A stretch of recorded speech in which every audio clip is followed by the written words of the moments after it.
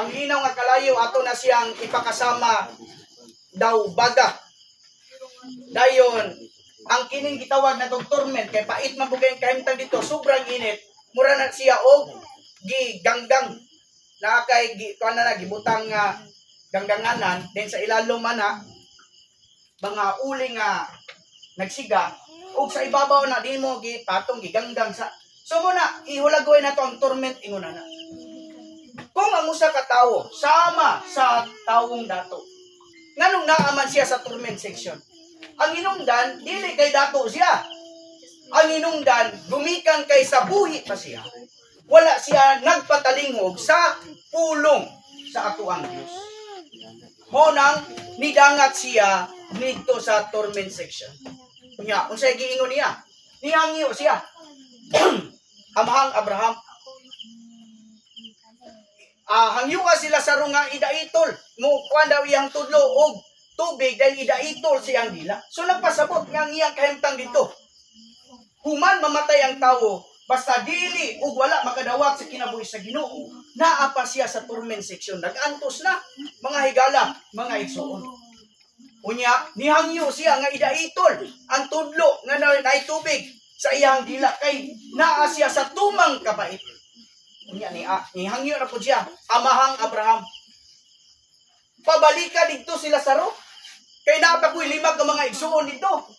Kunya kasagaran ra ba ang kuan sa tawo, ato ang mindset, ang ato ang rason, ato ang reason ingon ta nga di ko mutuo kay wa pay kuan, wala pay minatay nga ni balik. Pero sa Biblia dunay nihangyo. Nihangyo ang taong dato nga ipabalik si Lazaro para nga sangyawan pahibalo na yang 5 ka mga igsuon. So dinay makita nato nga sa Biblia, ang patay di ay mo'y nag-ampo sa mga buhi. Unsay giampo sa patay? Nga unta tong akong mga kadugo, akong mga igsuon, mutuo sila sa pulong sa Dios. Kay kung dili, masama sila sa ako ang himutangan karong ani sa torment section. So unsay gingon ni Abraham? Dili na. Nanay mga Moises dito. Nanay mga propeta dito, nagpasabot nga ang mga magsasangyaw karong panahon na maoy mga Moses o mga propeta. Mga higala, mga igsuon. Once nga ang tao, dili siya makabaton sa kinabuhi sa Dios. Inig kamatay pa lang ang mag-antos na siya sa torment section. Dahil inigbalik sa Ginoo, ibalhin siya sa torment section ngadto sa linaw nga kalayo. So ang mga dili magtotoo, mga higala, mga igsoon, tas ara na siya ipanganak. Pero kaduha sa kiton. Una, sa kiton siya inikamatay niya sa torment section. Dayon, ibalin siya inigbalik sa Ginoo sa walay katapusan nga pag-antos. Sa linaw, gitawag kinig linaw, pero kining linawa gitawag og linaw nga kalayo. Pero kung ang mga magtotoo karong panahon na mudawat sa kinabuhi sa Ginoo, inig kamatay nato mga higala, mga igsoon, ibutang ta sa pleasant section. Hayahay ang ato ang kahimtang dito. Okay? So usually para nga ang tawo dili gyud mudangat sa linaw nga kalayo. Ang atuang Dios doon na siya kahikayan nga iyang gihimo para luwason ang tawo sa iyang kahimtang. So, isuma total mga higala, mga igsuon, ipakatao lang ba di ay tan, ining yutaa, para maglipay-lipay, ining yutaa, then muabot ang panahon, itambog ka sa linaw nga kalayo. Mga higala, mga igsuon, muning mga butanga nga angay natong atuang pangandaman. So, ang atuang Dios, para maluwas niya ang kahimtang sa tao. Ang atuang Dios, usa ka adlaw niya na nagpakatao siya. Ang Juan 1:1 nag-ingon, sa sinugdan mo ng pulong ug ang pulong kauban sa Dios o Dios ang pulong. O kini nga pulong sumala sa Juan 1:14. Kining pulong nahimong unod ug ni tabernakulo sa atong taliwala.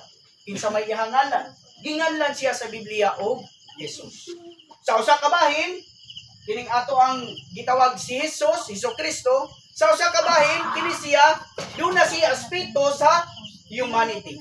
O sa usa-usab kabahay, doon na siya aspito sa iyahang divinity. Usa, kining Jesus sa Biblia. Atong ibutang sa atong una-una, ang theology karon kay naman kay mga modalism, na mga tritheism. So, mo contradict sila sa mga prinsipyo nga naa sa Biblia. Pero sa Biblia, kining Ginoo nga atong gituhan, both He has humanity and He has divinity. Nagkinabuhi siya sa yuta, sulod sa 33 ug tunga ka tuig. Pero usa ka adlaw ni ana namatay siya. Mga higala, mga igsoon. Nga naman to, gumikan to sa atong mga sala. Kay kita nga mga tao, di man ta makaluwas sa atong kaugalingon. Munang namatay siya, tumulog alag na nato, ipulihan ta niya ngadto sa cross. Ug sa iyang kamatayon, gidugang ang iyang kilid sa usa ka sundalo ug sumala sa Juan 19.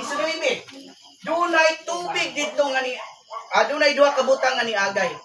Dugo ug tubig. So ang dugo para siya sa kapasayloanan sa atong mga sala. Ug ang tubig para sa pagpaambit niya sa iyang kinabuhi. So sa kadlaw niya na mga higala, mga igsoon, nabanhaw siya. Ug sa iyang pagkabanhaw, nahimo na siyang espiritong tagatag ug kinabuhi, mga higala, mga igsoon. Sa kanunay namong ginasangyaw, nabisan ang pagtawag sa ngalan sa Ginoo, pinakasimple na siya nga paagi. Mga higala, mga igsoon, nga usa ka tawo maluwas. Ang Roma 10:13, libisan kinsa nga mutawag sa ngalan sa Ginoo, mga luwas. Daghang mga butan, ilang igo na nga maluwas ta sa linaw ang kalayo, maluwason pagitaon ta sa atong mga kapitos, mga kabalata, usa karon mga higala, mga igsoon. Ang yuon mo namo nga manawag ta sa ngalan sa Ginoo. Amen. Yan na nato mga higala, mga igsoon. O Ginoong Hesus. Amen. O Ginoong Hesus. Sa pinakasimple lang nga pagtawag. Og manghinaot mi nga kanang gikan gayud sa kasing-kasing mga higala, mga igsoon. So magdungan ta sa ingon atong nga pagtawag, O Ginoong Hesus, makatulo lang mga higala, mga igsoon. Magdungan ta mga higala, mga igsoon. 1, 2, 3, say. O Ginoong Hesus. O Ginoong Hesus. O Ginoong Hesus. So, kuman nato nga madawat ang atong Ginoo. Then sa simple lang nga pagtawag sa ngalan sa Ginoo. Unta, dadunta, mga higala, mga igsoon, sa katapusang bahin para nga mapanghimatudan nato ang atong pagtuo. Ang ato bang pagtuo makita, mga higala, mga igsoon? Oo o dili. So dili gyud na siya makita. Sama sa gugma. Ang gugma, bisan pag unsa nimo kagugmaan sa usa ka tawo, di gyud na siya makita. Gawas kung panghimatudan nimo na sa usa ka buhat nga mao ang pagpakasal. Kaya ang pagpakasal panghimatuod na sa gugma nga dili makita. Daghan man karong mga nahigugma pero di kayo mapadayag, pero pinagi sa pagpakasal makaingon gyud ka nga tinud-anay gyud na iyang gugma. Sama usab ingon ana ang ato ang pagtuo, mga higala, mga igsoon. Ang atong pagtuo dili siya makita. Kung ang kanunay gyud namo ning emphasize nga aron nga mapanghimatudan ang pagtuo, gikinahanglan sa usa ka tawo nga mabautismoan. So atong una na pod, musirado din. Sige na migsangyaw ani Brad. Musirado din mga tao ba kay mahadlok pag mo mention nagkagbautismo kay ibali na kag relihiyon ani. Sa Kristyanidad, mo na ginahimo. Musangyaw sila din ug dunay makontak nila ang mga tawo ilanang agnihon nga bautismoan para nga ibalhin sila sa ilang relihiyon ngadto sa laing relihiyon. Pero sa Biblia dili ingon ana. Ang bautismo sumala sa Marcos 16:16, panghimatuod ni sa ato ang pagtuo nga dili makita. Bautismoan gyud ang mutuo. So, mga higala, mga igsoon, may nungdanon ng bautismo kay panghimatuod siya sa atong pagtuo nga dili makita. Kung kita'y papilion, unsa may atong pilion? Kay ang Marcos 16:16, maluwas man nagmahinukman. So kung kita'y papilion, asa man? Maluwas o mahinukman? Agtog yun ta sa maluwas. Ikaduha, anong may nungdanon man kay bautismo? Kay sumala sa Juan 1:12. Pagbalin kini Juan 3:5. Pagbalin kini nato gikan sa gingharian ni Satanas ngadto sa gingharian sa Dios. Kung kita'y papilion, asa man ta? Gingharian sa Dios o gingharian ni Satanas? Siyempre, gingharian sa Dios. So pagpakita nga ang bautismo sa Biblia, panghimatuod siya sa atong pagtuo nga dili makita ug mo'y palagianan nga makasulod ang usa ka tawo sa gingarihan sa Dios. So human ang tawo makadungog sa ebanghelyo, ingon ani ang matang sa ebanghelyo. Ingon ani ang tuyo, walay katapusang tuyo sa Dios. Igo lang ba nga ang tawo maluwas? Kaya mo ba maingon nga, basta naluwas ako brad, okay na. Magulat na lang ko sa Ginoo. Sa matter sa salvation, free na siya. Pero inigbalik sa Ginoo, human aning panahon nato karon, do na pay laing panahon. Sa Biblia, dunay upat ka mga kapanahonan. Mo nang gitawag siya dispensation before the law. So gikan na siya ni Adan hangtod ni Moises sa wala pa gihatag ang kasuguan. Mo to'y unang kapanahonan. Ikaduha nga kapanahonan, dispensation of law. Panahon sa kasuguan. Gikan sa Exodo kapitulo 20 sa panghatag sa kasuguan ug hangtod sa katapusan sa Zacarias ug entrada sa Mateo sa bagong tugon. Mo na siya ang scoop sa panahon sa kasuguan. Gikan sa paghatag sa kasuguan ngadto ni Moses hangtod sa unang pag-ani sa atong Ginoo. O ang ikatulong nga panahon, ining panahon nga naa ta karon mga higala mga igsoon. Unsa man ning panahon karon? Panahon ni sa grasya o panahon sa iglesia. Gikan ni siya sa unang pag-ani sa Ginoo ug hangtod sa ikaduha nga pag-ani. Ug ang ikaupat ani nga kapanahonan gikan sa ikaduhang pag-ani sa atong Ginoo hangtod sa 1,000 ka tuig. Dayon mosulod na dayon ang bag-ong Jerusalem. Pagpakita ni mga higala mga igsuon nga human sa panahon sa grasya, dunay mosunod nga panahon sa millennial kingdom. Ang mga magtotoo nagaagad sa atong pagkinabuhi karon kung ang mga magtotoo ba pagagantihan o pagadisiplinaon. So, ang tao, mga higala mga igsoon, sa diyang mudawat siya sa kinabuhi sa Ginoo, asa man siya dadun? Asa man siya ipasulod? Ipasulod ba siya sa reliyon? Mga higala mga igsoon, tataw og klaro nga natuang Dios nagtukod siya ug doon na siya giulaan sa iyahang dugo nga mao ang iglesia. Ang iglesia sumala sa Biblia. Dili ni siya bisan unsa nga pundok umatang ba sa reliyon. Ug walay lain nga founder ni ini gawas sa atong Ginoo mismo. Ingnan niya si Pedro sa Mateo 16, 17, 18. O ikaw Pedro, sugin lang ko ikaw Pedro, o ibabaw nining bato, pagatukuron ko ang atong iglesia. So kinsay tagiya sa iglesia? Mga higala, mga igsuon, ang atong Ginoo mismo. Busa asa niya dado ng tao sa diyang bautismuhan. Dado niya sa iyahang iglesia, mga higala, mga igsuon. So naway mga example, kasagaran ko karon kay basta na kay mga kongregasyon, pundo, alam kay makita ang mga bersikulo sa Biblia, imo na nang gamiton para imo nimong pundok, iparehistro na nimo sa SEC, wala na, okay na.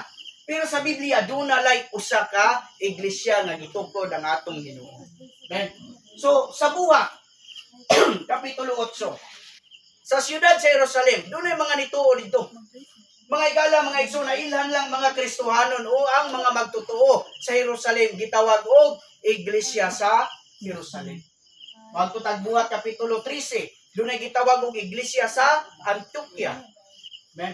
So, sa Lacton, kung mubasa kayo kasabog na, doon ay iglesia sa Episo, iglesia sa Smyrna, iglesia sa Pergamo, iglesia sa Sardes, iglesia sa Thyatira, iglesia sa Philadelphia, iglesia sa Laodicea. So, mahimong tawgon ang mga balaan, ang mga magtutuo ni Kristo, ni Anang Dapita, sumala rapod sa ngalan ni Anang Dapita. O sa mga higala, mga igsoon, sumala niya nga prinsipyo, dili gidon ta magmugna naglain. Kung dili musubay lang ta sa prinsipyo nga gipakita na sa ato ang Dios o gipadayon sa gipalakaw sa ni Ginoong Hesus o gipadayon sa mga apostoles, mga higala, mga igsoon. So dinhi unsa man tinuo matawag natong natala gayod sa Biblia. So ang mga iglesia lokal nga naa sa Biblia ug panganlan lang sila, walay special nga ngalan kini kundi sumala sa ngalan sa dapit. So makita nato nga kita wala ta magtukod og lain kundi gipadayon lang nato ang mga gisugda na ni Ginoong Hesus o gipadayon sa mga apostoles. Unang sumala sa prinsipyo, ang gidala po nato nga pangalan, Iglesia sa Sulop or Church in Sulop. So di ra siya mo layo, dili ra po siya mo ambihas sa prinsipyo nga gipakita na sa atong Ginoo. Sumala ko nini, matawag na to nga unsa man ang iglesia. Ang iglesia mga katiguma na sa tanan nga mga magtotoo, mga higala, mga igsoon, karon pang panahon na sa umalabot, mga buhi pa o mga patay pa. So dinhi makita nato kung mualagad ta sa ato ang Dios. Sa Millennial Kingdom, diha na magkaagad kung kita pagadisiplinaon, kung kita ba hatagan og reward, ganti, mga higala, mga igsoon. So, di lang igo nga maluwas ta. Di kinahanglan pa yun. Nga mintras nga buhi pa ta, mga higala, mga igsoon, kinahanglan mualagad ta sa ato ang Dios. Ay mga bersikulo dire. Ako lang ning basahon. Amen. So kining bugna Revelation 24:6. And I saw thrones, and they sat upon them, and judgment was given to them. And I saw the souls of those who had been beheaded because of the testimony of Jesus. So, kini mga nagantihan, bisan pagtunggutan sa liog, di madlok. Amen. So, kay nganuman, matinud-anon silang nag-alagad sa ato ang Diyos.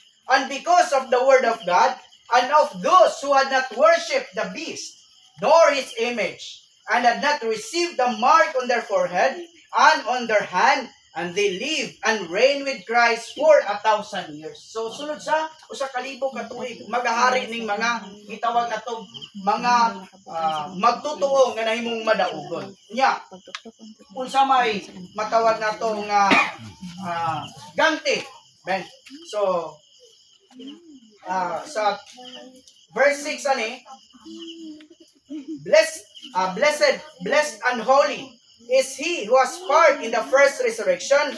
Over this, the second death has no authority, but they will be priests of God and of Christ, and will reign with him for 1,000 years. So maghari, kauban ni Kristo, mga higala, mga igsoon. Munay matawag na to reward sa mga Kristohanon o sa mga magtutuo nga ning alagad sa ato ang Dios. Amen. Unya, kung makita ko na to kung mga magtutuo nga dili mo alagad, wala magkinabuhi karong panahon na disiplinaon sa mga igsoon. Asay butang sa Matthew 8:12.